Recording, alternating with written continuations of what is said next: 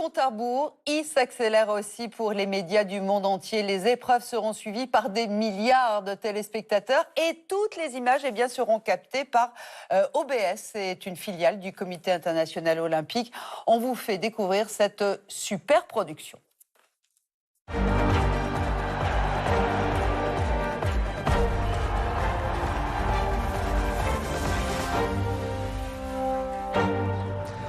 Bonjour à tous, ça y est, nous y sommes, 26 juillet 2024. Paris est une fête et quelle meilleure scène pour accueillir les Jeux de la 33e Olympiade.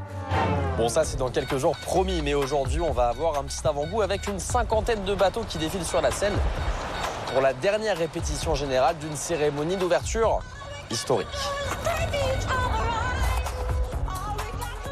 C'est aussi la dernière répétition générale pour OBS, la filiale audiovisuelle du CIO chargée de filmer et de retransmettre les Jeux dans le monde entier.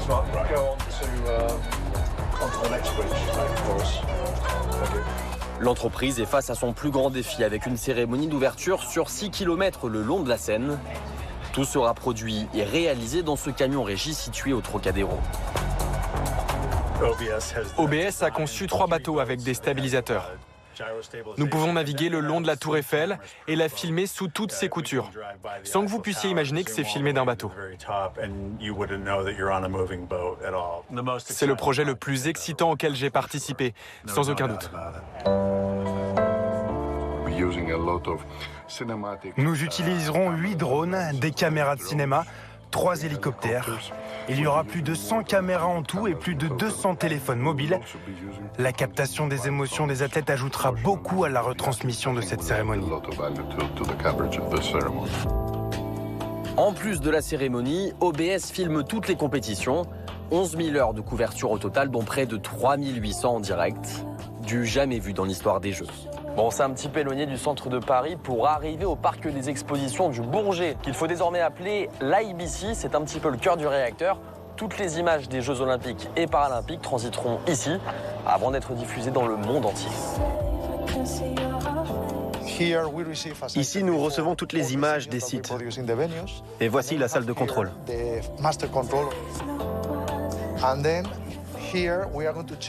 Nous vérifions que tout va bien. S'il se passe quelque chose, nous avons un dispositif d'alerte pour prévenir chaque site. Une fois le problème réglé, nous serons prêts à diffuser partout dans le monde. Près de 10 000 journalistes et techniciens travailleront ici dans quelques jours pour diffuser les Jeux. On annonce près de 4 milliards de téléspectateurs cet été, soit un humain sur 2. Et pour satisfaire cette audience, il faut trouver de nouveaux contenus, raison pour laquelle nous sommes au village olympique et paralympique pour vous montrer un studio télé hyper moderne qui se trouve juste ici, dans le bâtiment de la Team USA.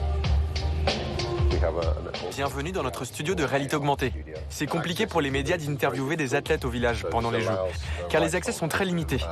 Le principe est simple, un athlète vient dans notre studio et avec la réalité augmentée, nous pouvons le projeter n'importe où. Et voici comment ça marche. L'athlète se place au centre du studio, entouré par de puissants projecteurs et 58 caméras. 3, 2, 1, action! Maman, cette médaille, elle est pour toi. Bon allez, maintenant, démonstration avec une vraie championne. En se baladant dans le village olympique et paralympique, nous avons eu la chance de tomber sur une grande chance de médaille pour la délégation française. Salut, moi c'est Sissi, je représente la France en breaking et je vais vous montrer mes meilleures figures. C'est parti. Bon, je pense qu'elle est prête pour les Jeux. Et moi, je passe peut-être pour un fou.